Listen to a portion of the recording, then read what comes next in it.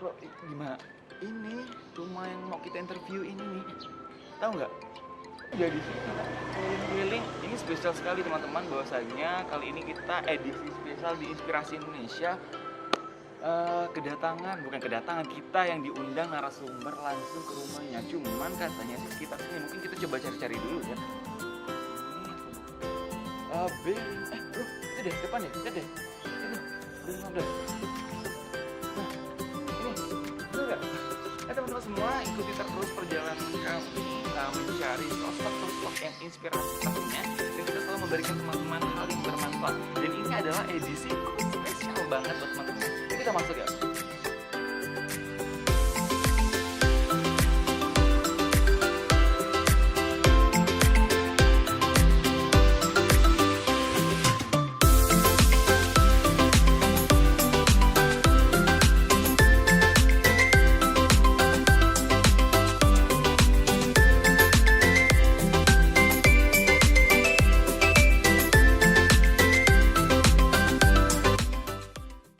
Assalamualaikum warahmatullahi wabarakatuh. Selamat datang di channel Inspirasi Indonesia, menginspirasi dengan karya. Nah, teman-teman semua tadi kan udah ngeliat nih rumah Bapak Tamrin. Pak, terima kasih banyak sudah diberi kesempatan masuk. Sama-sama, dengan senang hati. Mengenal keluarga, tadi ada ikan juga, dan itu kesenangan Bapak ya, Pak ya. Alhamdulillah.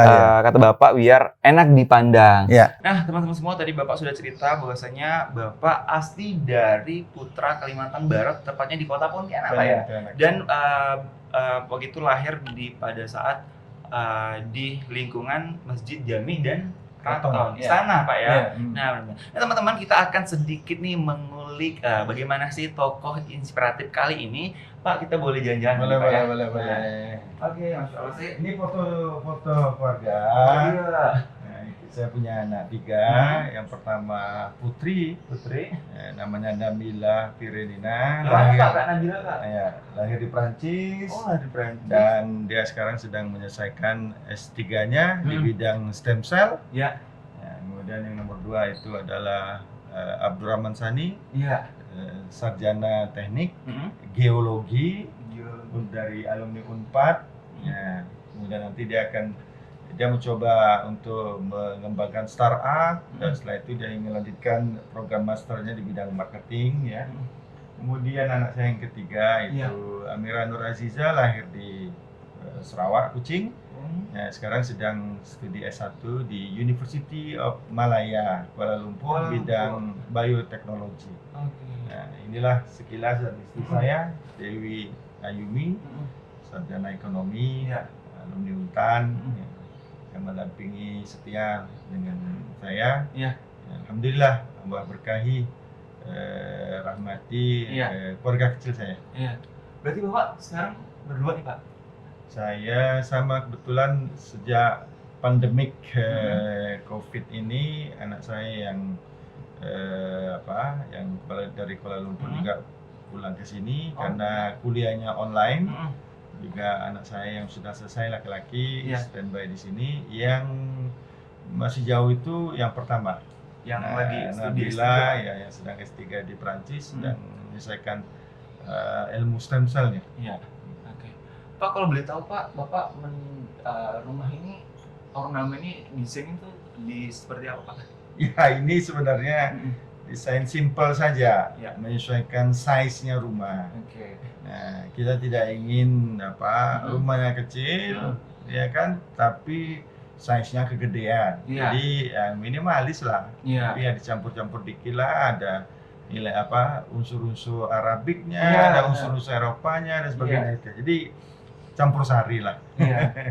Nah, teman-teman, di sebelah sini ada akuarium besar, itu berisi ikan, Pak ya? Iya, ikan arowana. Bapak hobi, Pak? Saya menyenangi. Ini super red, ini super red arowana. Nah, kata orang kalau ikannya senang di bawah, itu artinya habitatnya, tempat tinggalnya oke. Nah, itu. Ini arowana super red, yang ikut saya belum setahun, tapi dia cepat besarnya. Berarti dari kecil, Pak? Dari kira-kira seginilah. Jadi ini udah gede nih, lebih gede, udah besar. Nah kan katanya teman-teman juga tahu bahwa ikan ini lumayan nih Pak ya harganya. Ya, Pada saat Bapak baru pertama kali beli 25 juta saya beli. Waktu kecil. Karena ini super red. super red. Ya, Iya. sudah ada sertifikatnya, jadi kita tidak sembarangan. Iya. Sudah pernah diikuti lomba festival Pak? Karena ini baru, kita juga yang belum mengenal karakternya, Ya. yang baru kita kenal itu aja makannya aja yang kuat, ya kan? Iya. Nah, jadi sementara kita belum, lagi pula dari sisi warna ini kan belum full, biarkan saja dulu, Iya. ya kan gitu. Ketika nanti memang dia akan tumbuh subur, nanti kita akan coba. Tapi intinya saya bukan untuk apa-apa kecuali hanya sebagai enak dipandang, Iya, itu benar. saja, yang pelengkap dari rumah ini. Iya. Tapi insya Allah nih mungkin bisa diikutin festival gimana? Saya malah kurang tertarik. Oke. Kurang tertarik saya. Nah, karena kalaupun saya lihat ya kecuali memang ada keunggulan. Iya. Ketika para ahli mengatakan bahwa ikan bapak ini punya keunggulan, ya kan? Kalau dari bentuk dia tidak ada yang unggul karena bentuknya normal saja. Normal. Kan? Oke. Nah teman-teman di sini ada ruangan tinggi Pak ya? Kenapa Ya, dibuat konsep seperti ini ini Pak? Japan style. Japan style. Nah, ini Japan style Iya. mengingatkan ibu almarhumah ibu mertua saya. Oke. Nah, Nah di sini pas oh ini foto apa Pak? wisudanya anak saya yang pertama itu S1-nya di University Technology Malaysia, Oke. Johor. 2014 Pak ya? Bidangnya teknologi kedokteran. Nah, Oke. S2-nya dari Perancis, S3-nya sedang di Perancis. Prancis juga. Ya. Nah ini ada pas baru masuk kita langsung lihat Iya. kaca-kaca Pak ya? Ya, ini hanya memberikan efek saja biar ramai. Iya, benar. Biar ramai. Dan juga pastinya biar selalu rapi Pak ya? Ya, Begitu masuk kita berkaca, oke sudah rapi seperti itu. Ya. Dan ada unsur bunga-bunga nih Pak, ini dari ibu atau dari mana? Ibu, ini kan tulip. Ya. Kebetulan memang mata saya ini 6 tahun di Prancis, sehingga ketika ada tulip ya senang lihat. Ketika juga di Turki lihat tulip juga senang. Oke. Ayo teman-teman, berarti setelah ini kita akan mengulik-ulik sedikit Pak ya. Ya. Mungkin Bapak sedikit bercerita berpengalaman soal Sama. kuliah di Prancis. Yes. Dan Bapak juga pernah menjadi rektor Pak ya. Ya, Itu kalau nggak salah berapa periode? 2 Pak ya? 2 periode, 8 tahun, dari 2011 sampai 2019. 19. Nah, sekarang Bapak diamanahkan menjadi ketua yayasan Ya, Masjid Alhamdulillah. Mujahidin Kalimantan Barat. ya ini kesempatan saya beribadah, beramal, jariah, ngelola lembaga, ada masjid, Iya. ada TV radio dakwah gitu ya, ada yang lain sebagainya. Ini semata-mata untuk menambah, mengumpulkan amal jariah. Iya. Oke. Dan teman-teman, stay tune terus di channel Inspirasi Indonesia, menginspirasi dengan karya. Nah, teman-teman, sesuai tadi kita akan sedikit nih berbincang mengenai tokoh inspiratif kali ini. Pak, kalau boleh tahu dulunya itu waktu zaman sekolah, SD, SMP, SMA tuh di mana, Pak? Saya istilahnya di Pontianak, khususnya di Kampung Dalam, Ya. di sekitar Keraton, Kadaria. Ya. SMP-nya juga di Pontianak, SMA-nya juga di Pontianak, barulah S1-nya saya merantau ke Jogja. Jogja. Alhamdulillah bisa kuliah di UGM, Ya. bidangnya kimia. Ya, saya masuk tahun 81. 81. Ya, letting saya datang 81. Iya. Jogja waktu itu saat peralihan dari sepeda ke motor. Ya. Sebelumnya itu pada sepeda semua, meskipun masih ada sepeda. Iya. Menarik di Jogja, alhamdulillah saya bisa menyelesaikan S1 kimia saya di UGM. Berapa lama, Pak? Ya, waktu itu memang UGM terkenal dengan universitas supaya naik gitu ya. Ya, kita menggunakan sistem lama, ada 2 ijazah. Ya, ijazah sarjana muda, kemudian ijazah sarjana. Alhamdulillah saya selesaikan 5 tahun ya itu. Nah, setelah dari UGM. Di UGM di Jogja saya tinggal di asrama mahasiswa Kalimantan Barat, ya, di Bintaran Tengah, nomor 10 gitu ya. Masih ingat, Pak ya? Masih ya. Dan juga saya pernah juga tinggal di asrama Kalbar juga yang lain, ada beberapa di Demangan Kidul. Nah, tapi yang paling lama itu di Bintaran Tengah, sangat menarik. Ya, karena kita bisa berkumpul dengan teman-teman dari kabupaten lain. Dan lagi pula anunya memang asramanya rada gede gitu ya. Jadi menarik, dan walaupun saya tidak pakai untuk belajar, tapi hanya dipakai untuk MCK ya. Nah, belajarnya saya itu di perpustakaan di UGM. Nah, itu lebih banyak ke sana. Iya. Pada saat itu Pak, memang dari Bapak sendiri kah harus kuliah di Jogja di luar Kalimantan Barat, atau memang ada orang tua seperti ini? Jadi begini, memang termotivasi dengan berapa hal. Satu, ketika saat itu kita belum punya TV swasta, yang ada TVRI. TVRI ya. Ada satu acara TVRI yang saya senangi, yaitu Universitaria. Nah, itu selalu menampilkan acara-acara wisuda, gitu kan, acara wisuda. Ya, ketika itu saya melihat, aduh kok indah sekali nih orang-orang wisuda ini, gitu ya. Itu. Nah, kemudian kedua, termotivasi juga dengan kebetulan punya abang sepupu ya yang sudah duluan di Jogja. Kita kontak. Nah, akhirnya saya membulatkan hati untuk ke Jogja. Meskipun sebenarnya keinginan untuk sekolah di Jawa itu sudah diawali dari SD. Oh, sejak SD. Artinya ingin tamat SD, masuk ke SMP-nya itu di Jawa. Nah, waktu itu saya ingin masuk ke sekolah sekolah menengah farmasi gitu ya. Itu. Nah, tapi situasi ekonomi tidak mendukung, dan sehingga akhirnya kita menundalah waktu. Alhamdulillah, saya akhirnya ke Jogja dengan tujuan, ya memang ini kota pendidikan. Ya, jadi kita ingin serius, ya, tidak main-main. Ya, akhirnya saya keterima di UGM di jurusan kimia. Nah, dan dapat menyelesaikan dengan baik, ya. Meskipun penuh perjuangan, ya. Nah, kemudian ya setelah itu ya, saya pulang ke Pontianak. Nah, meskipun sebenarnya saya ingin merantau di Jakarta, karena saya tahu ini ilmu kimia ini ya kalau konotasinya, karena saya ingin ke pabrik gitu ya. Pabrik kimia di Pontianak ini manalah gitu ya. Benar. Jadi maunya merantau Jakarta gitu ya. Tapi ketika komunikasi dengan orang tua, orang tua tidak mengizinkan, akhirnya saya pulang ke Pontianak, pulang ke Pontianak. Dan alhamdulillah ya, berkat patuh kepada orang tua dan rezeki juga berpihak kepada saya gitu ya. Ternyata ada pabrik kimia di sini yang ada di kilometer 10,5 di Imam Bonjol itu, sekarang masih ada.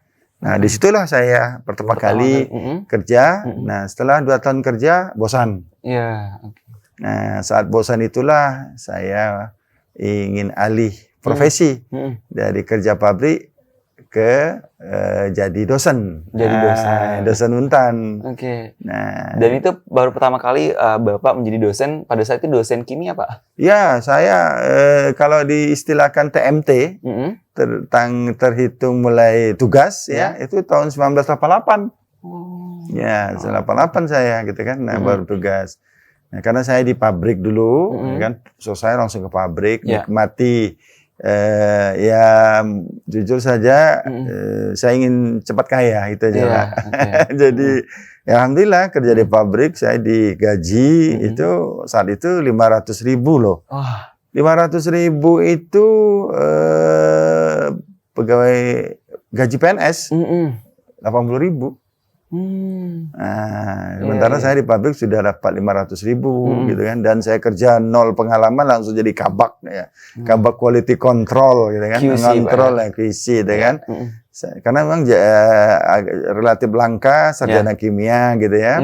Nah, itulah kesempatan saya, dan karena kerjanya rutin ya, kalau ada trouble ya troubleshootingnya tinggal panggil pemilik teknologi. Jadi akhirnya bagi saya nggak nantang. Iya, benar. Nggak menantang, jadi saya ambil alih gitu ya. Karena saya ingin juga memang punya keinginan untuk studi lanjut. Makanya peluang studi lanjut itu ada di kampus. Kampus ya. Makanya saya ada daftarkan diri jadi dosen. Alhamdulillah keterima jadi dosen. Iya. Dan saya juga bersyukur bos saya di pabrik itu baik hati gitu loh. Mengizinkan, Pak? Iya, mengizinkan, tidak hanya sekedar izin, tapi menahan saya. Oh, okay. Sehingga beliau bilang, udahlah pulang dari kerja PNS, ke pabrik sajalah. Jadi saya kerjanya siang dan malam. Jadi istilah mobil double gardan saya ini. Ada amplop saya 2, gaji PNS sama gaji pabrik. Ya, kalau gaji PNS saya kocein di kantong celana. Tapi kalau gajinya pabrik karena tebal, nggak bisa masuk kantong. Gitu. Pada saat itu usia Bapak berapa, Pak? Sangat muda. Karena saya di bawah 30, di bawah. Bawah 30. Di bawah, karena saya nikah itu umur 30. Di bawah itu. Saya nikah itu udah master loh. Itu. Jadi masih muda, masih 20-an. 20-an. Remaja masih, Pak ya? Iya, remaja, belum ada tanggungan gitu kan. Jadi ambisinya tidak terhalang. Nah, pada saat itu Pak, untuk melanjutkan studi berikutnya di mana, Pak? Nah, itu dia. Memang niatan awal memang masuk kampus mau studi lanjut, yang gratis. Kalau bayar sendiri, mendingan saya di pabrik, gitu kan. Nah, itu alhamdulillah. Ketika itu rektornya almarhum Pak Profesor Hadari Nawawi. Nah, sempat komunikasi meskipun tidak ketemu langsung. Saya katakan saya mau ngajar di Untan, kalau saya diberi kesempatan untuk studi lanjut ke luar negeri, gitu ya. Kata beliau, silakan ke ujung dunia pun ku kirim kau kalau kau mampu. Itu. Jadi statement yang selalu terkenang di benak saya sebagai wujud balas budi saya patrikan namanya di jalan di Untan itu kan, jalan Profesor dari Nawawi sebagai kenangan manis. Ya alhamdulillah. Saya mungkin kali para pemimpin rektor terdahulu tuh kali-kali ya gitu ya. Mungkin udah curiga juga sama saya. Ini bakal calon rektor juga. Komunikasi saya baik gitu ya. Baik itu dengan almarhum Profesor Hadari Nawawi ketika beliau jadi rektor. Juga rektor berikutnya almarhum Profesor Mahmud Akil ya, bapaknya Pak Muda Hendrawan tuh ya itu. Nah, kemudian juga almarhum saya juga berikutnya itu adalah rektor Bu Purnamawati ya kemudian buat senior apalagi gitu ya. Jadi ya kemudian Pak Hairil ya kan. Nah, kalau Pak Hairil itu memang senior saya waktu di Jogja. Jadi sebenarnya mungkin insting para pemimpin itu kan bisa ya beliau-beliau itu kan ketika memimpin akan muncul insting yang kesekian yang bisa mendeteksi ini baunya bau pemimpin juga ini ya gitu kan. Nah, jadi itu alhamdulillah gitu kan gitu. Nah, ketika masuk ke Untan itulah saya memang ingin mewujudkan, pokoknya saya ingin sekolah lanjut tidak dalam negeri. Nah, tidak dalam negeri. Kenapa? Artinya saya ingin menantang bahwa untuk dapatkan beasiswa ke luar negeri itu kan seleksinya kan sulit, ketat gitu loh. Nah, kita ya nama-nama muda kan, yang dicarinya tantangan, nggak gitu kan. Nah, saya melamar ke mana saja, ya, ke Amerika, ke Australia, ke Inggris, kemana-mana. Dan terakhir saya melamar untuk beasiswa ke Prancis. Dan itu pun berkat teman saya juga. Teman saya yang kebetulan dia tinggal rumahnya itu dekat di pabrik saya kerja. Pulang dari saya dari pabrik dia bilang, "Nirin, kamu nggak ada tawaran nih ke Prancis?" Oke, saya bilang kan kemana saja, it's okay, tak ada masalah. Saya isi borangnya. Taunya yang terakhir nawarin yang duluan nguji. Nah, waktu itu rektornya Pak Mahmud Akil. Pak Mahmud Akil melihat kok ramai bener animonya ini. ya kan? Sampai dosen dari Politeknik pun ikut-ikutan, Juga ikut. kan gitu kan? Ramai sekali. Nah, ketika itu beliau punya inisiatif, dah nggak usah kalian pergi ke Bappenas sana, semuanya dulu itu ujian selalu ke Bappenas kalau untuk beasiswa itu. Dan nanti saya panggil saja tukang ujinya, pengujinya. Datanglah pengujinya itu dari Bappenas dan dari orang Perancis itu sendiri. Berarti langsung hadir Pak ya? Langsung ke Untan, ya gitu kan. Lantas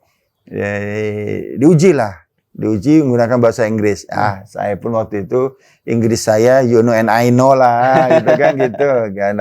Nggak juga fluently saya, tapi understand lah, gitu ya. Benar.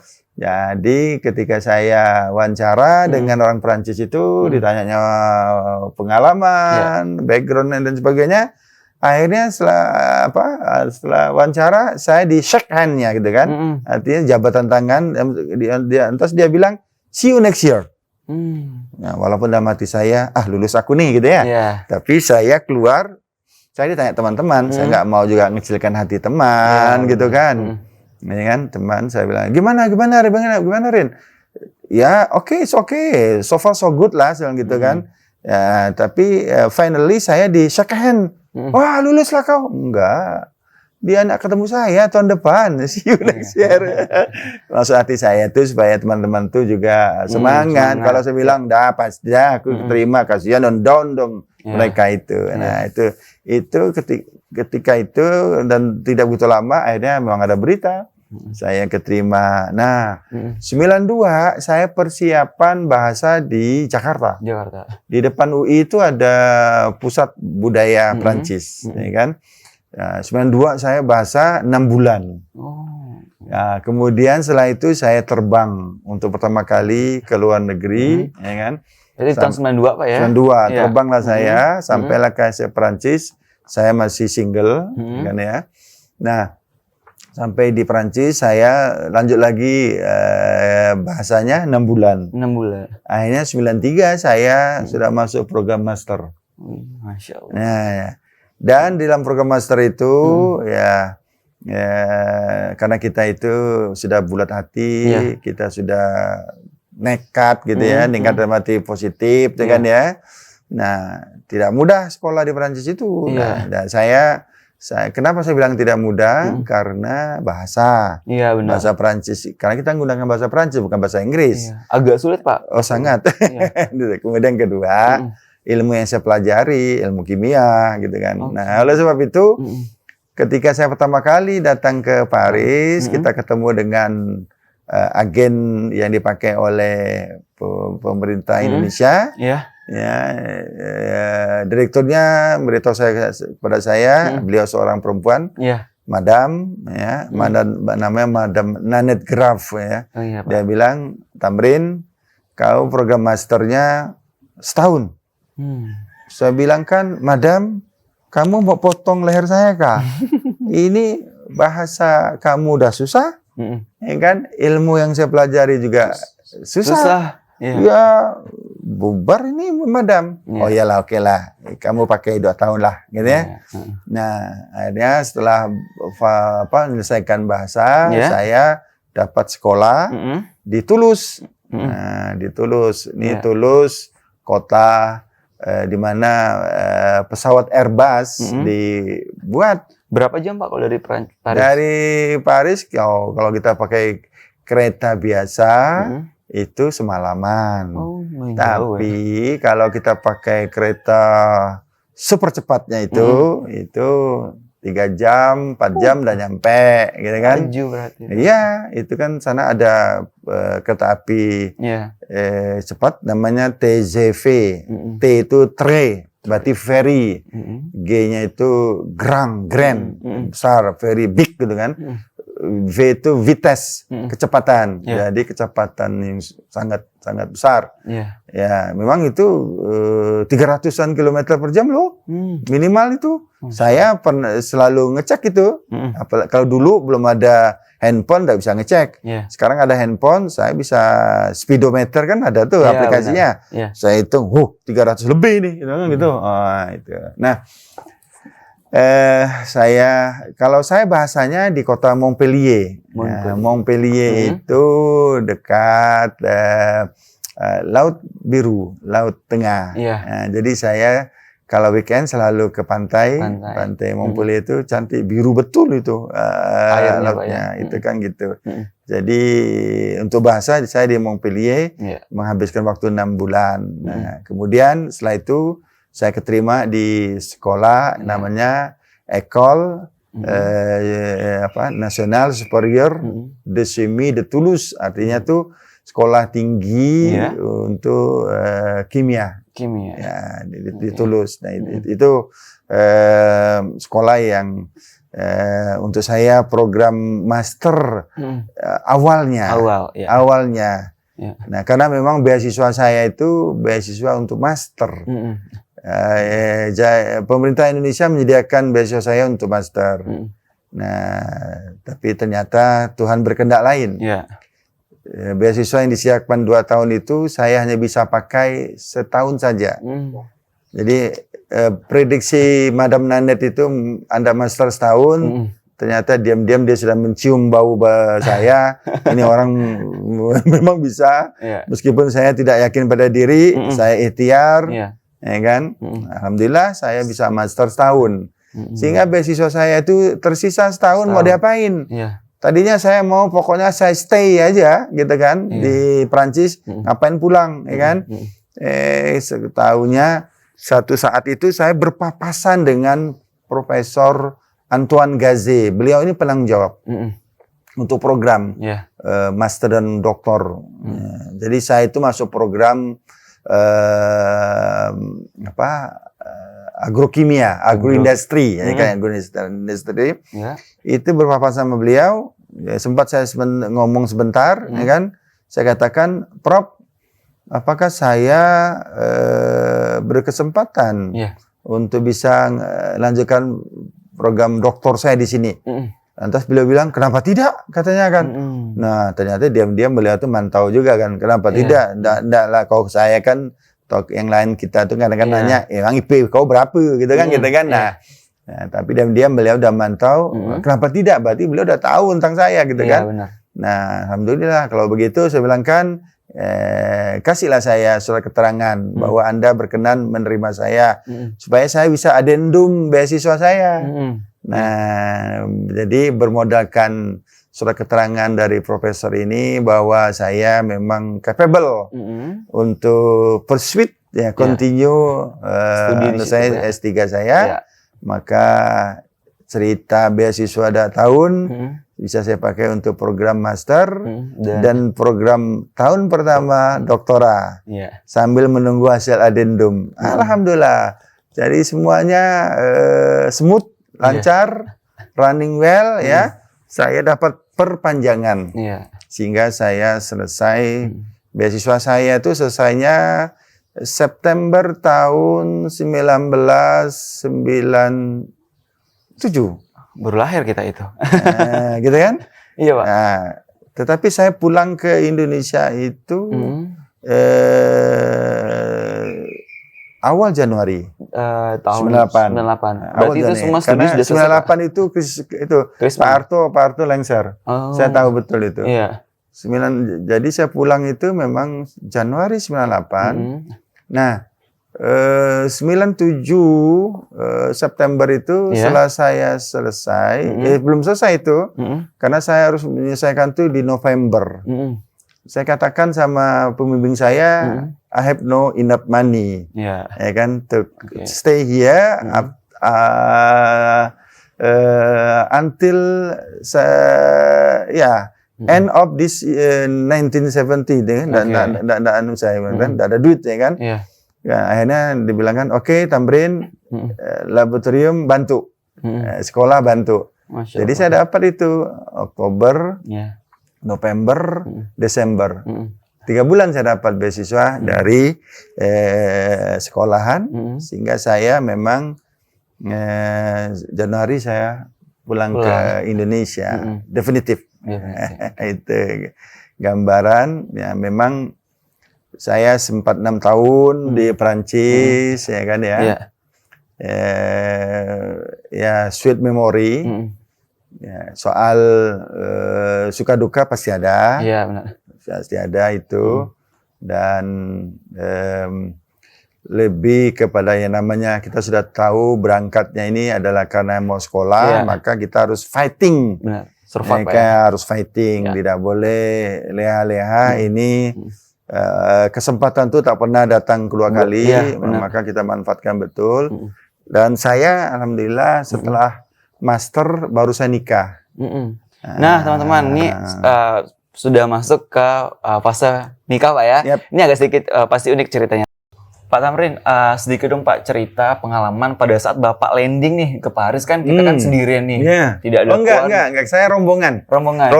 Maksudnya hidup di negara orang seperti itu. Bagaimana pada saat perasaan seperti itu Pak? Pertama waktu landing saya kedinginan, karena memang datangnya bulan Februari, dingin itu.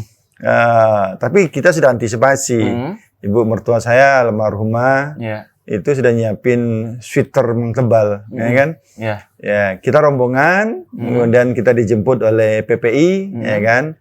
Kemudian karena yang datang itu arahnya macam-macam, maka kita kebetulan satu arah, ada yang utara, ada yang selatan, dikelompokkan sesuai dengan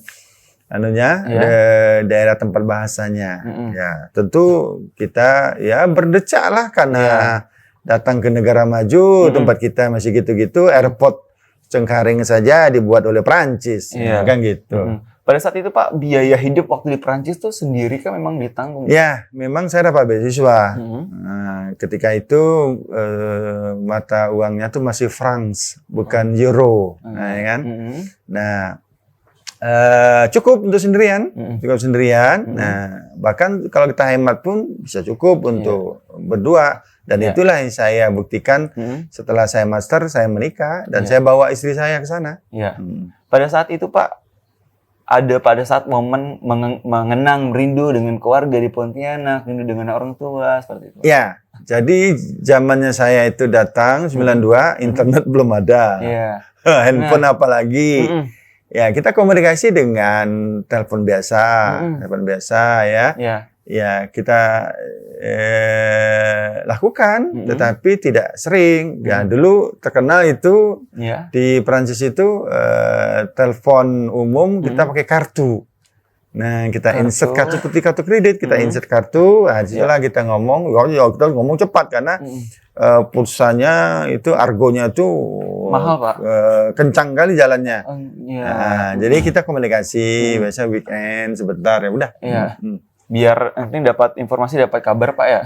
Nah, pada saat itu Bapak berarti udah menikah Pak ya? Saya ngambil program masternya belum. Tapi setelah saya lanjut, saya pun menikah. Enaknya kuliah di Perancis itu apa sih Pak? Kok Bapak sampai harus mesti jauh-jauh menempuh pendidikan di luar sana, memang di Eropa seperti itu? Tentu modal dasar pertama adalah karena mereka sudah jadi negara maju. Artinya kan menguasai teknologi. Nah, ketika bicara kimia, terbayanglah saya parfum, terbayanglah saya dengan produk-produk personal care-nya gitu shampoo dan sebagainya. Dan niat awal saya sebenarnya ingin ke Prancis mau belajar parfum loh. Nah, ternyata sampai di sana, sesimpel itu parfum. Jadi tak perlulah sampai ngambil, sampai jadikan program master gitu kan. Akhirnya saya ke kimia agroindustri. Artinya saya masuk ke laboratorium pusat riset di mana kita menggunakan semua bahan bakunya dari pertanian, produk pertanian, apakah itu limbah atau produk yang bagus, tapi dalam hal ini khususnya limbah, kayak jerami, kayak macam-macam gitu kan ya. Nah, itu kita naikkan nilai nilai tambahnya melalui proses kimia. Nah, itulah prinsip laboratorium tempat di mana saya mengambil program master dan doktor. Nah, Pak, ada cerita unik nggak pengalaman pada saat di Perancis kan, karena kita kan berbeda kultur nih, berbeda budaya pada saat Bapak menempuh pendidikan di sana. Tentu ini kultur berbeda 180 derajat, kan gitu kan. Kita tentu saja ini pelajaran penting bagi kita semua. Janganlah menilai orang lain dari tampilan, dari dari pola pikir kita, dari kultur kita, dari starting point kita. ketika kita mengingat kultur kita tidak mengenal contoh ekstrim ya, contoh ekstrim kehidupan pranikah. Kita tidak bisa mengatakan Anda itu dirugikan loh kalau Anda hidup pranikah. Nah, itu kan menurut kacamata kita, menurut titik pandang kita. Tapi kalau kita tahu budaya dia dan karena ini sudah menjadi kebiasaan mereka, maka itu menjadi hal yang biasa saja, normal saja bagi mereka. Nah, itulah maksud saya ingin titipkan pesan itu. Memang banyak kontradiksi lah, ya kan? Tetapi ya kita kan juga mengenal peribahasa kita, di mana kaki berpijak, ya kan? Disitulah langit dijunjung. Artinya beradaptasi lah kita. Alhamdulillah, toh juga yang kita ketemu juga manusia juga kan. Nah, alhamdulillah kita bisa komunikasi. Ya, saya memang sudah diwanti-wanti oleh abang sepupu saya itu. Bahwa nanti kalau di Jogja jangan sering-sering ngumpul sama orang Indonesia, nanti bahasa Prancis kamu nggak maju-maju gitu kan. Nah, saya alhamdulillah berkomunikasi. Saya pertama kali dapat apartemen itu satu apartemen itu ada 4 kamar, cuma saya yang orang Indonesia. Orang asing lah ya. 3 itu adalah orang Prancis. Nah, ini momen penting bagi saya untuk improve our French. Itu memperbaiki bahasa Prancis saya. Alhamdulillah. Setelah di kelas gitu ya, guru mengatakan, "Tamrin, ini kata-kata kamu bagus ini. Kau komunikasi sama siapa?" Oh, saya ceritakan di apartemen sama ini. Oh, good. Lanjutkan katanya. Nah, itu.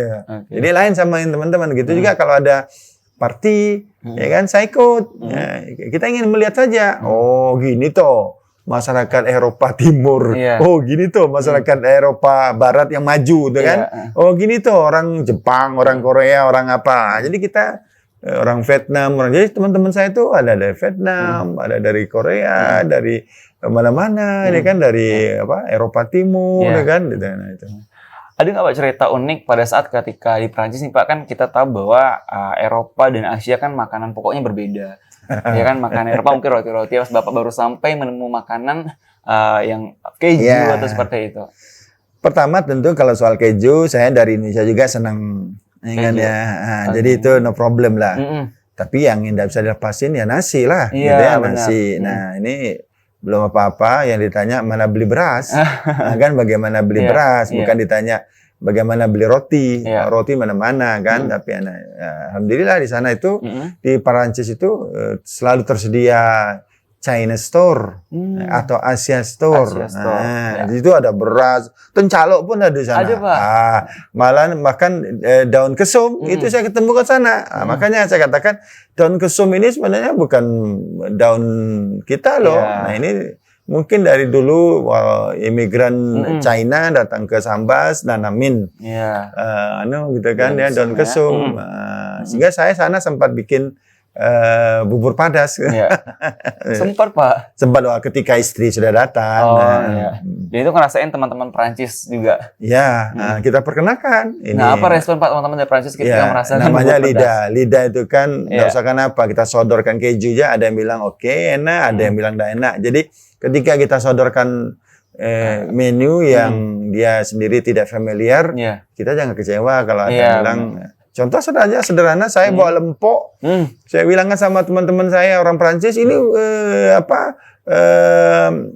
makanan yang enak dan mahal, ya kan? Tapi karena dia dengar ini dari durian, dia cium bau durian yang tak familiar, dia bilang, katanya bau busuk. Dia bilang, tinju kan nih, bilang gitu kan. Nah, gitu. Artinya apa? Memang ketika itu belum familiar di lidah dan respon mereka tidak seperti kita harapkan, kita tidak perlu kecewa, ya kan? Toh kita kan juga lidah kita ini karena terbiasa saja. Pak, sedikit Pak, suka duka pada saat menempuh pendidikan di Prancis, Pak. Dukanya ketika beasiswa terlambat. Sempat Pak ya? Oh, sering. Oh. sering ya, kan gitu. Nah, karena gimana pun memang kita nggak bisa macam-macam di sana. Mau bekerja nggak boleh. Oh, nggak boleh Pak. Berarti kita nggak boleh ngambil kerja. Nggak boleh nyambi, nggak boleh. Paspor kita sudah dicap karena paspor kita ini, paspor saya itu dulu paspornya biru. Jadi aparatur negara yang sekolah, ya kan, di luar negeri itu megang paspor biru. Kalau sekarang kan bisa paspor hijau, kan, ya kan. Paspor biru itu jadi bilang kan tidak boleh bekerja. Gitu kan. Nah, ya kita harus bangga dong karena kita kan aparatur negara disekolahkan, kan, dianggap udah cukup, meskipun tak cukup lah, dianggap cukup aja lah. Itu saja sedihnya. Lainnya itu kok sukanya banyak. Nah, sukanya banyak karena pertama tentunya ini negara maju.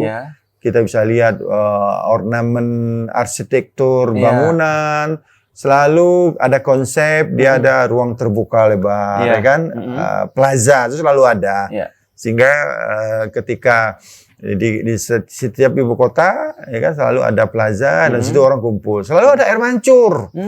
Nah inilah dia sebenarnya ini konsep-konsep, mohon maaf, konsep Islam ya. Kita ini tinggalkan. Nah, makanya sebenarnya kayak Pontianak ini sering banyak punya air mancur lah. Mungkin taman-taman terbuka cantik, para orang kumpul gitu kan ya. Jadi orang nggak kemana-mana. Kalau mau cari cari angin, cari apa, kumpul aja di situ. Jadi hebatnya di sana itu, ya itu tadi ya wajar lah sih mereka udah merdeka ada berapa tahun kan. Nah, tadi Bapak sedikit menyinggung masalah menikah, Pak ya. Mohon izin Pak, kalau boleh tahu Pak, awal kenal dengan Ibu tuh pada saat di mana sih Pak? Saya waktu itu memang setelah saya ingin mempelajari bahasa Jepang karena saya senang melihat itu. Ketemulah saya akhirnya dengan seorang orang Jepang. Orang Jepang? Ibu, ya. Ibu yang ikut suaminya. Di sini, ya kan, ibu ini ketemu suaminya orang Indonesia ketika suaminya sedang sekolah di Jepang. Nah dari teman-teman, karena saya alumni Jogja, teman-teman alumni Jogja bilang tuh ada tuh Ibu Ano gitu kan.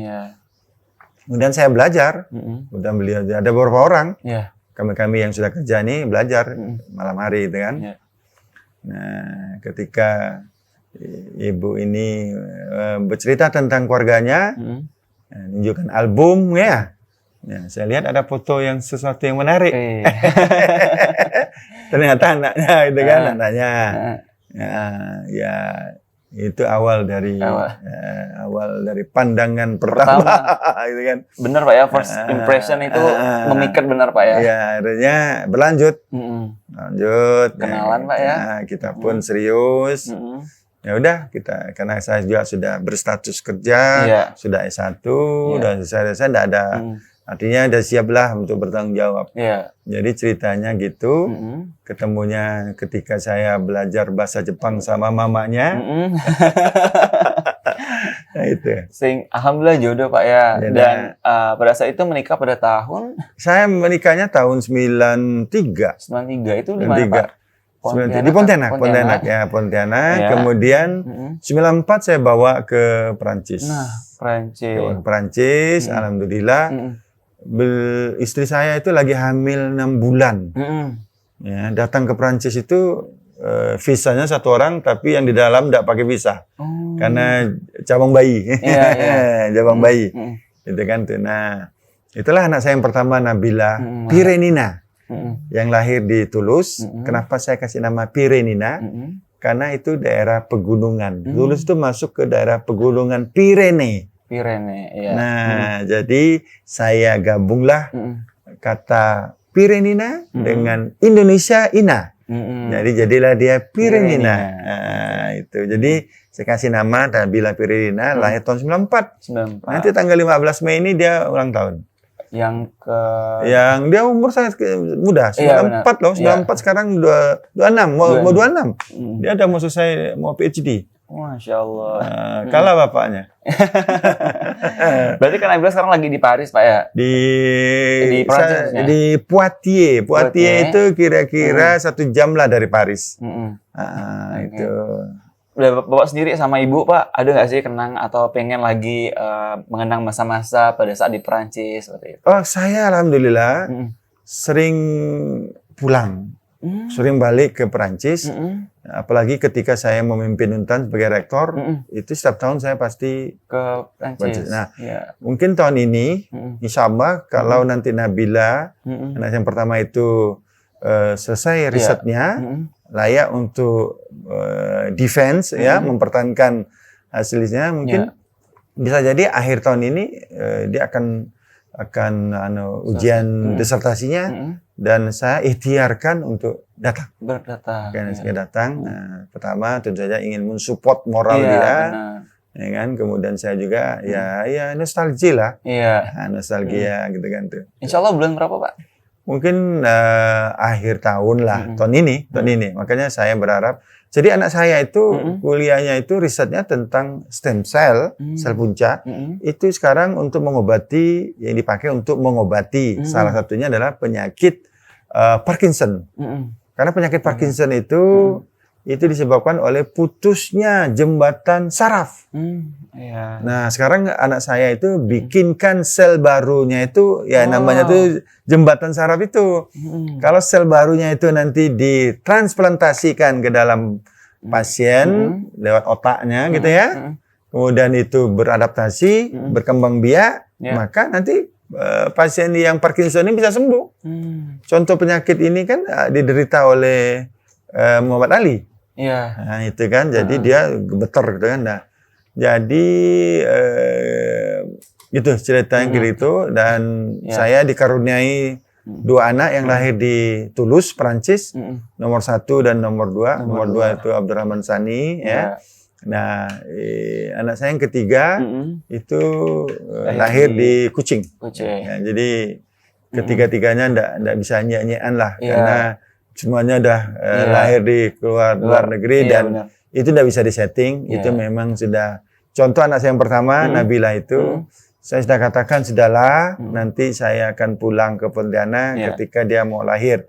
Tapi Tuhan berkehendak lain, malah saya punya kesempatan untuk membawa istri saya yang sedang hamil dan melahirkan di Toulouse. Insya Allah Pak, kalau berangkat nanti sekeluarga atau Bapak sendiri mungkin?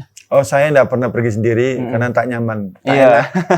Saya nanti capek saya bercerita tentang apa yang saya temukan. Udahlah, yang dengarnya tak enak, kita pun capek juga menceritakan. Mendingan saya bawa semualah. Insya Allah Pak ya, semoga lancar Pak. Amin. Pak, sedikit dong Pak kabar Perancis nih Pak pada saat ini COVID-19 nih.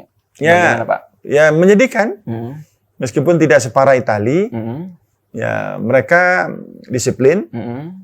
Meskipun fasilitas kesehatan mereka itu melebihi mumpuni, tapi tetap saja tidak cukup. Dia kurva flat tidak bisa dia temukan, selalu over capacity.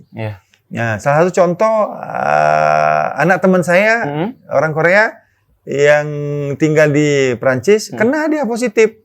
Dia tidak bisa tinggal di hospital, hanya tinggal di apartemen. Nah, dia dimonitor terus, dia disuruh saran makan paracetamol saja. Karena dia cukup muda kan, jadi dia cukup melawan. Nah, itu kan. Nah, sembuh, alhamdulillah. Nah, kan, jadi sebenarnya COVID-19 ini semuanya kata orang Pontianak terbengkas semua lah ya. Iya, benar. Nah, jadi yang tadinya Italia kita tahu bahwa sistem kesehatannya itu the best, nyungsep juga kan. Iya, benar. Nah, Prancis, alhamdulillah Prancis dia intinya itu dia memperkuat disiplin. Kemudian ya Prancis negara kaya, jadi ketika dia suruh masyarakatnya stay at home, tapi dia siap untuk nyuplai dan untuk apa, sehingga tidak ada kerusuhan, ya kan, tidak ada ribut di medsos, ya kan. Benar. Ini nih kita ini ributnya saja. Kalau mau bantu jangan ngomong dulu. Nah, ini ngomongnya panjang. Akhirnya bantuan belum nyampe. Kasihan masyarakat tuh. Masyarakat tak butuh pembukaan preambul itu tak perlu. Yang dia perlu tuh kasih dulu, bawa kita kalian ngomong, boleh itu. Benar. Itu sedih saya lihat itu. Benar. Nah Pak, kita berbicara rektor Pak ya. Bapak pernah menjadi rektor nih, teman-teman pasti mahasiswa sedang menonton. Nah, inilah rektor kita ya Pak ya. Pada 2 periode Pak ya. 2 periode. Nah, boleh dong Pak sedikit cerita pada saat itu di tahun berapa menjadi rektor Pak? Baik, saya mulai tahun 2011. Niatan 1 periode. 1 periode. Nah, jadi 2015 selesai. Ternyata sebelum selesai banyak orang melihat Bapak ini layak untuk lanjut. Okay. Bahkan dulu ketika saya mengawali dengan niat saya satu periode, waktu itu Profesor Hadari Nawawi masih hidup. Nah, kita datang ke rumah beliau, nah, beberapa ramai gitu. Terus beliau bilang, Tamrin, jangan sekali lagi kau ngomong gitu ya. Nah, soal satu periode, 2 periode, itu ngalir sajalah. Tapi kau tak boleh cut dulu satu periode. Tapi saya bilang kan, saya emang niatan gitu, Prof, ya kan. Jalan sajalah katanya kan. Ya, saya kencang aja jalan. Ya kan, banyak hal yang saya buat. Ya kan ya. Ternyata teman-teman benar bertekad, berbulat hati, Bapak lanjut. Nah, akhirnya saya menyelesaikan 2 periode. Nah, sebenarnya ya kan, jadi rektor ini sebenarnya mewujudkan ambisi. Ambisi di mana saya kan pernah sekolah di Jogja. Kenapa saya sekolah di Jogja? Karena di Pontianak tak ada. Ketika itu kalaulah di Untan tuh ada jurusan kimia, ngapa saya repot-repot ke Jogja? Sama aja belajar kimia tuh, kecuali ilmu sini kimia sini beda dengan tempat lain, ya kan gitu. Tapi karena tidak ada.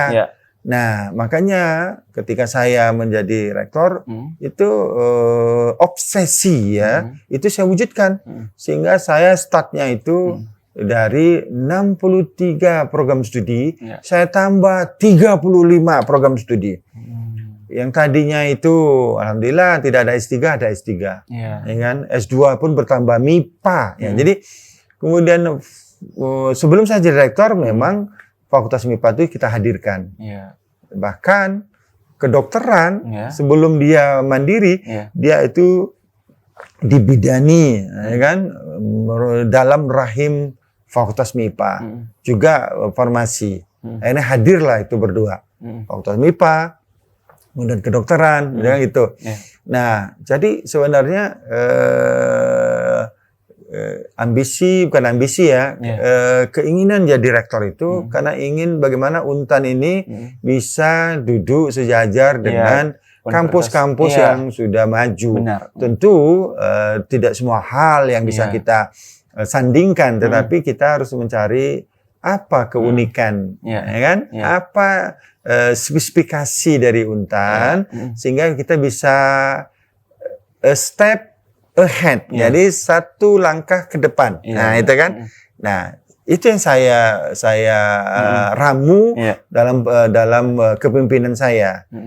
Dan saya terus ingin juga mengembangkan hubungan internasional karena saya pikir ntar kita jadi yang dalam tempurung itu, seperti kata dalam tempurung, dikira kita jago, ternyata kita hanya di dalam tempurung. Makanya saya pecahkan tempurung itu, saya lakukan komunikasi, kerjasama dengan pihak luar. Eropa tuh saya sapu bersih, ya kan? Amerika, ya kan? Australia saja yang saya tidak ke sana, ya kan gitu kan? Jadi Jepang, Korea, dan sebagainya itu, Cina apalagi lah. Cina itu saya itu tiap tahun akhir tahun tuh pasti saya diundang, ya kan gitu kan. Nah, kita lakukan hubungan komunikasi internasional sambil kita belajar, kita belajar dan kita tutupi kekurangan kita. Nah, buktinya ketika kita punya komunikasi, mungkin orang bilang kalau sama Prancis ya nggak usah dihitung lah karena dia alumni Prancis, ya kan. Tapi dengan yang lainnya kan kita bangun bagus, sehingga ketika kita contohlah Prancis, ketika kita komunikasi teleponik saja, komunikasi teleponik, saya mau ngirimkan dosen-dosen saya S3 ke Anda. Oh, welcome. Coba Anda bayangkan, ya kan? Tidak mudah loh komunikasi sama orang Eropa. Dia akan tanya, who are you? Kau ini siapa? Gitu kan? Nah, kau ini siapa? Gitu kan? Nah, tapi ketika kita punya komunikasi bagus, oh, I know, welcome Mr. Tamrin, with pleasure, gitu kan? Nah, kalau bahasa Prancis itu avec plaisir, gitu kan? Nah, gitu kan? Nah, jadi ketika komunikasi itu bagus, mudah aja kita kirim ke Polandia, ya kan? Kita kirim Soviet aja, saya belum kirim, ya kan? Ke China, ke Eropa, ya kita bahkan punya kerjasama dengan Eropa yang bagus dengan program itu. Nah, dari sinilah membuat kita jadi terpacu dan kita pun jalannya nggak pelan, nah, gitu kan? Nah, kemudian terakhir kerjasama yang bagus itu dengan IDB, International Islamic Development Bank. Nah, dapatlah kita infrastruktur yang ada di Duntan yang bisa kita lihat, ya kan? Dan itu memang kita konsepkan benar-benar profesional. Ya, kita kerja profesional. Nah, jadi desainnya aja kita sayembarakan, ya kan? Kemudian kita ingin jadikan ini satu monumental, ya kan? Karena selalu kita bilang Untan harus menjadi kampus modern. Ya, kalau kampus modern, kalau infrastrukturnya hanya bangunan lorong saja, ya gimana? Itu kan. Nah, makanya kita ubah. Nah, itulah dia. Nah, memang saya selalu punya konsep, kalau sama saja, mana kebaharuannya? Iya, benar. Nah, ya kan? Karena saya seorang peneliti gitu loh. Ya kan? Kalau tidak ada kebaruan, ngapain dibuat? Kalau mau buat harus ada kebaruan. Alhamdulillah kita mulai dari gedung Fakultas Kedokteran. Nah, kemudian berikutnya adalah ada modern library, ada conference room, kemudian ada classroom yang ada 4 lantai dan sebagainya. Itu sayang duitnya tidak cukup. Sebenarnya konsep awal itu adalah kita punya kanal dari rektorat menuju ke Bundaran Untan. Sayang, duitnya it is not enough. Iya, saya masih ingat memang infrastruktur pembangunan itu pada saat periode zaman Bapak, Pak ya. Yes. Nah, itu kemarin kalau nggak salah direncanakan sudah tahun berapa sih, Pak? Ya, memang ceritanya panjang. Dan kita pun berjuang panjang juga. Itu sempat mau dicoret oleh Bappenas. Karena ketika saya jadi rektor pertama kali, memang rencana itu sudah diawali oleh rektor sebelumnya, Prof. Hairil Effendi ya.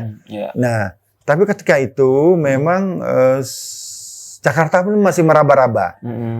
Nah, kampus-kampus yang diajak pun masih meraba-raba. Jadi semangatnya pun setengah hati.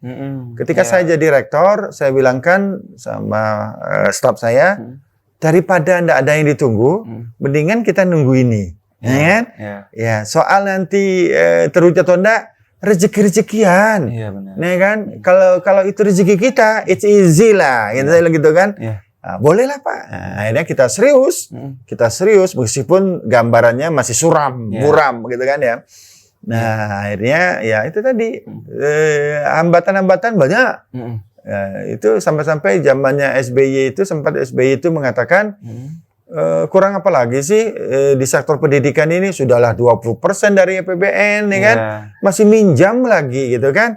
Nah, sehingga waktu itu di pihak Bappenas yang meyakinkan, akhirnya ya bisalah kita berkomunikasi dengan IDB ya kan. Ya itu lagi kadang-kadang dan dasar rezeki ya dapat. Itu memang disiapkan jauh udah sebelum saya ya saya nyiapkan saja untuk saya ya. Serius sih itu tuh periode pertama saya. Alhamdulillah kemarin jadi berapa tahun Pak ya? Jadinya itu 2 tahun selesai. 2 tahun ya? 2 tahun selesai. Jadi itu juga yang ngerjain itu adalah BUMN. Itu bukan karena di Kalbar tidak ada yang memenuhi kualifikasi. Nah itu sih. Dan sekarang memang kalau kita masuk kampus Untan tuh wow sekali Pak. Iya, ya alhamdulillah. Walaupun sebenarnya saya belum puas. Artinya kiranya ada gelombang kedua, fase kedua IDB, wah, it's very beautiful lah itu. Dan itu kan juga setempat salah satu lokasi yang happening Pak pada saat itu kita baru-baru nih anak-anak milenial tuh suka foto di situ. Iya. Sebenarnya konsep full adalah Fakultas Teknik itu demolish. Ratakan sama tanah, kita akan bangun gedung yang tidak lagi lorong. Pertanian juga kita demolish, kita babat itu nanti kita bangun tidak juga dengan konsep yang lorong gitu kan, sehingga dia bisa matching dengan bangunan yang sudah ada ini yang di IDB. Nah, makanya konsep saya itu di antara Fakultas Pertanian dan Teknik itu kita bikin kanal. Karena saya ingin remember to me daerah Beting itu kan daerah kanal itu kan. Bayangkan kalau Kalau ada kanal dari rektorat sampai Bundaran Untan, kita bisa jadikan itu objek wisata, sewakan kanu. Kalau orang mau merit gitu ya, silakan foto pre-wedding itu kan, foto-foto dengan sampan yang ngapain pergi jauh-jauh ke Venesia ya. Iya benar. Oke. Nah teman-teman, kita bisa lihat sudah pindah lagi nih Pak ya di ruangan yang ini, Masya Allah. Pak, kalau boleh tahu di antara 3 tadi, ruangan favorit Bapak di mana sih Pak? Saya sering di sini karena saya bisa nyender. Iya. Sebelah saya ada AC. Ya, saya bisa ngaji, bisa banyak hal. Depan saya juga ada televisi, ada radio. Ya, it's all. Dan sebelah kanan juga ada itu Pak ya, ikan ya. Oke Pak, kita bertanya lagi Pak yang mengenai rektor nih Pak. Bagaimana sih Pak, apakah semua orang tuh bisa jadi rektor seperti Bapak? Dan bagaimana sih biar kita tuh bisa mencapai cita-cita untuk menjadi seorang rektor? Apalagi mahasiswa seperti ini kan agak minder nih Pak, apalagi rektor seperti itu. Oke. Tentu tidak bisa semua orang jadi rektor. Rahasianya ya dari lahul mahfudz. Iya. Ya kan? Ketika kita bicara itu selesai kan? Karena sebelum kita lahir udah tahu tuh. Ya kan, nasib kita, rezeki kita, dan meninggalnya kita. It's all. Kalau itu, tidak perlu berusaha lah ya. Tapi gini, rasanya gini. Nah, nih teman-teman. Apapun, kan ada kepantasan dan kepatutan. Nah, saya memang nggak ada niatan untuk jadi rektor. Saya hanya mengatakan, saya bekerja, dan saya harus meninggalkan sesuatu yang terbaik. Ya kan? Jadi ketika saya sudah meninggal, orang akan terkenang. Oh, dulu pernah hidup yang namanya manusia yang bernama Tamrin Usman. Ya kan gitu. Nah, oleh sebab itu saya selalu berbasis kepada karya. Nah, kan? Nah, oleh sebab itu ketika kita bisa berbuat yang terbaik, kita tinggalkan jadi monumental, ya kan? Nah, orang akan mencatat itu. Dan ketika orang mau mengkritik kita atau lebih ekstrimnya ngenyek kita, tidak perlu kita menjawab. Cukup biarkan karya kita yang menjawab. Ya kan? Nah, saya jujur, alhamdulillah, mudah-mudahan ini menjadi amal jariah saya. Amin. Fakultas MIPA sudah saya dirikan dengan awalnya adalah 4 program studi, ya kan? Kimia, fisika, matematika, biologi. Akhirnya sekarang berkembang jadi belasan. Kemudian sebelum MIPA itu mapan, kita juga sudah cawe-cawe untuk menyiapkan kedokteran. Ya, ketika MIPA itu sudah mapan, kedokteran pun sudah bisa mandiri, ya kan ya. Nah, dari sebelum Fakultas Kedokteran mandiri, ya kan, kita juga menghadirkan farmasi dan keperawatan. Alhamdulillah. Nah, jadi apa yang saya buat itu sesungguhnya untuk amal jariah saya. Tapi manusia kan melihatnya lain kan. Nah, inilah maksud saya adalah based on creation. Jadi kreasi kita gitu loh. Nah, dari situlah saya yakin orang melihat, oh ini ada kepantasan dan kepatutan. Nah, apalagi saya dari sisi pengalaman kepemimpinan, saya pernah jadi dekan di MIPA, gitu kan. Nah, memang agak sedikit irasional. Karena waktu itu suara saya itu cuma 3. Starting suara saya itu di Senat itu cuma 3. Saya sendiri sebagai dekan, kemudian 2 perwakilan dari Fakultas MIPA. Jadi inilah modal saya. Tetapi karena tadinya itu maunya teman-teman, jadi bukan maunya kita. Nah, mohon perlu dipahami, kepemimpinan itu kalau Anda ingin masuk ke puncak pimpinan, jangan maunya kita. Harus maunya orang. Ketika maunya orang itu enak. Ya, saya alhamdulillah ada pada posisi itu dulunya. Maunya orang rindu dengan hadirnya pemimpin yang ingin bisa membesarkan Untan, ingin ngayomi masyarakat di kampus, ingin mendorong kreativitas di masyarakat di di dosen dan di mahasiswa Iya. gitu kan. Iya. Nah, rupanya mereka lirik ketemu saya. Meskipun mereka tahu Tamrin kan emosional. Iya. Nah, tapi mereka bantah, itu wajar anak muda. Anak muda kan kalau nggak emosional gimana gitu kan gitu. Nah, makanya artinya dan mereka kaget nih kan. Setelah mereka usung saya ramai-ramai jadi rektor, Iya. alhamdulillah emosi pun yang mereka curigai nggak muncul-muncul juga. Yang muncul ada kreativitas, karya, ada karya. Iya. Jadi rasanya itu memang tentu kalau kita kembalikan kepada Allah, selesailah urusannya. Iya, benar. Lahul mahfud tadi itu kan. Sebelum apa-apa kita ini sudah nanti kau bayi ini nih bakal jadi rektor nanti. Itu Iya. udah tercatat. Kalau itu dibalik ke sana selesai urusannya. Tapi tentu saja yang kita baca itu ikhtiar. Iya, Nah, rahasianya adalah jangan kita mau-mau. Nah, makanya di dalam Islam itu sebenarnya sangat tidak dianjurkan meminta jabatan. Iya, betul. Sangat tidak dianjurkan. Rasulullah tuh marah itu. Ya, malah dikatakan haram katanya kan. Nah, kita ini payah pula kan di Indonesia itu kalau dengar kata haram tuh sensitif gitu Iya, benar. Bagus saya bilang kan tidak dianjurkan gitu aja lah. Nah, untuk minta jabatan, ya kan? Karena jabatan itu amanah. Iya.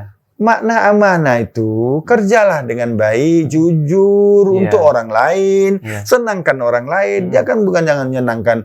Jangan jadi pemimpin Abdul Raub sana, Raub sini. Gitu dia. Iya. Nah, inilah sebenarnya. Jadi saran saya kepada kaum milenial, show your creation. Yaps. Ya kan? Artinya tunjukkanlah karya Anda. Ketika karya Anda itu bisa Anda tunjukkan, yakinlah orang akan berbondong-bondong mengatakan Andalah yang pantas. Itu yang saya rasakan. Alhamdulillah amanah teman-teman saya jaga, ya kan? Saya tidak menjadikan jabatan rektor itu adalah puncak kepuasan saya, tapi awal dari perjuangan saya. Tuh. Nah, Dan itu saya buktikan. Just not talking, saya bukti. Intinya show your creativity ya. Hmm. Pak, ibarat kata you have to do the best. Iya. Lakukan yang terbaik. Iya. Tunjukin terbaik ya. Iya. Apapun kiri kanan ngomong apa toh ini hasil karya kita seperti itu. Jadi sebenarnya dari semua itu, ya, do the best, ya kan, do the first, apa-apa itu kan, rasanya itu satu aja, ya kan. Jawablah pertanyaan saya tadi itu. Kau mati, kau ditanya malaikat, ya kan, kau pakai apa ilmu kamu? Kau pakai apa kemampuan kamu? Nah, ya kan, tuh. Nah, kemudian ketika kita sudah meninggal, bagaimana orang bisa remember me, remember us, kan? Tapi dia akan kenang karya kita. Karya, benar. Ya kan? Nah, itu ketika kita orientasi kita ke situ, pokoknya saya kerja, saya berbuat, ya kan, untuk insya Allah amal jariah saya. Nah, insya Allah nanti Allah lah yang sudah mengaturnya. Oh, kau ini pantas lah jadi pemimpin anu atau anu ya, gitu. Jadi itu jangan apa ya? Mohon maaf, milenial, kita sebagai manusia yang beragama, jangan lepas dari konsep agama ya. Jangan dipelintir konsep agama itu. Melakukan sesuatu belum apa-apa udah ngomong dulu itu riya. Dan itu tidak tercatat loh. Nah kan. Nah, melakukan sesuatu sembunyi-sembunyi tapi banyak manfaatnya, itu justru yang lebih mulia. Jadi jangan belum apa-apa udah heboh dulu, barangnya nggak nyampai, hebohnya saja kan gitu. Silent saja. Kan yang penting kita sudah action. Jangan khawatir, jangan berharap manusia yang mencatat kau bangga. Banggalah kalau malaikat yang catat. Kalau malaikat mencatat, itu seluruh dunia, seluruh alam semesta itu tahu.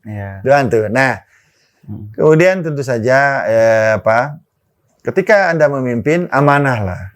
Amanahlah. Karena ketika memimpin, jadikanlah momen itu momen untuk kita beribadah. Insya Allah kalian selamat. Ya kan? Karena ketika kita mengambil sesuatu yang bukan hak kita, ketika kita ingin zolim, ya kan gitu kan?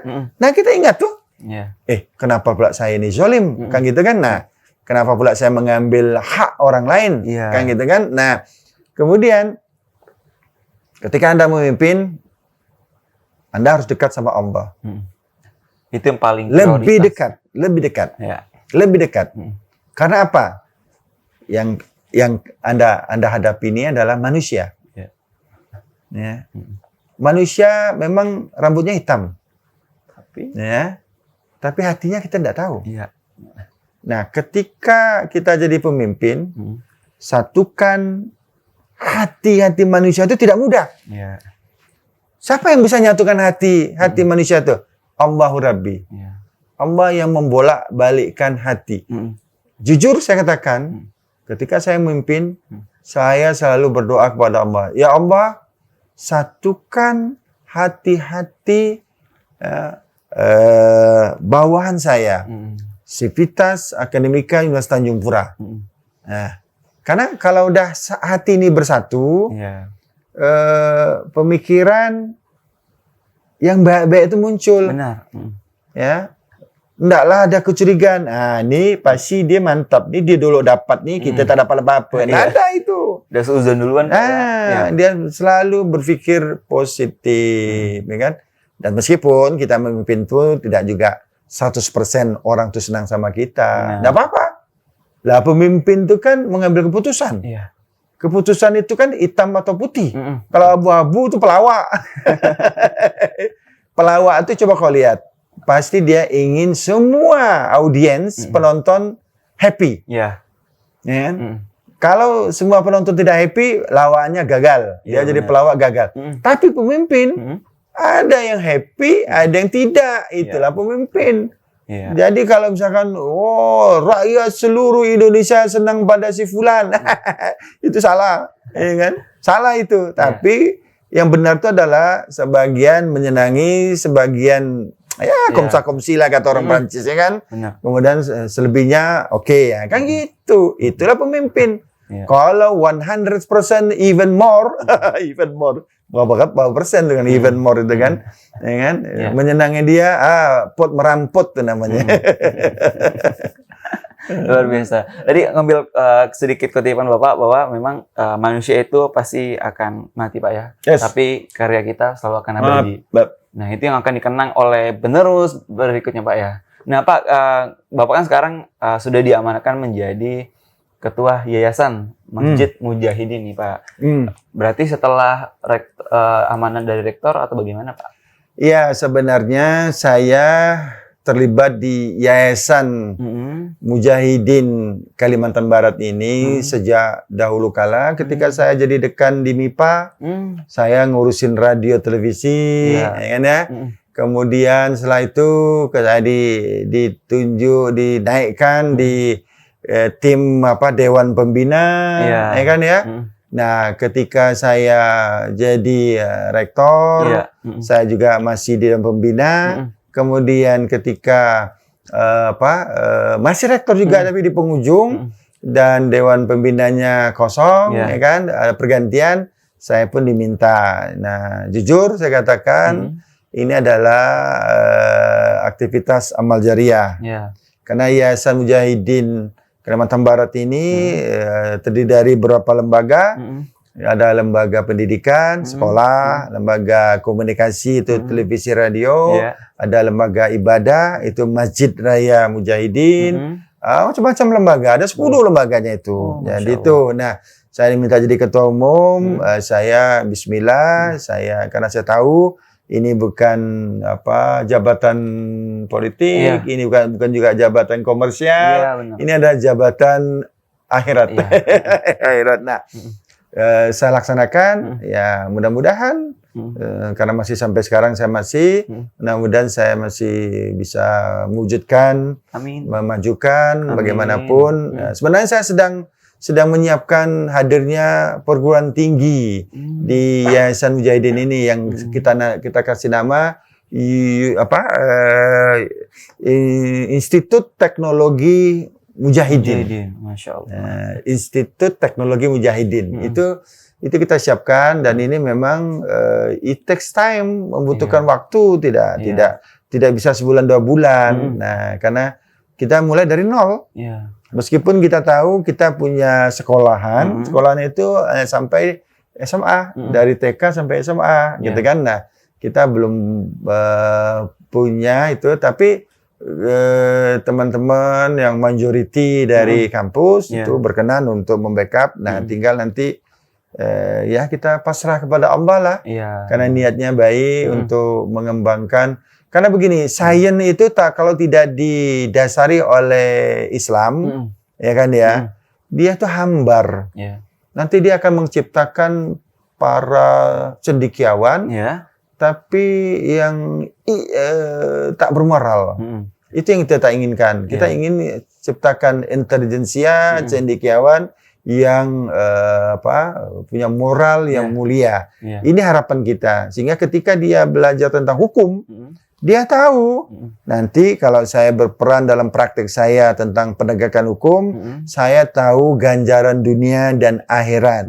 Betul sekali. Nah, kan? Nah, begitu pula ketika dia mengembangkan, menggeluti ilmu ekonomi dan dia ingin mengembangkan ekonomi, maka dia tahu bahwa ekonomi Islam itu the best dibandingkan konsep-konsep ekonomi lain. Coba kita lihat COVID sekarang, ya kan? Nah, Bapak belur kan? Tidak ada tuh yang namanya konsep kapitalis. Kapitalis selalu berpikir duit dan untung. Tapi ekonomi Islam bicara soal sedekah. Ya kan? Membantu orang jauh lebih baik. Ya, lihat itu konsep bagaimana Rasulullah berdagang. Ternyata Rasulullah berdagang itu kalau beli 1 atau beli 2 pasti ada bonusnya.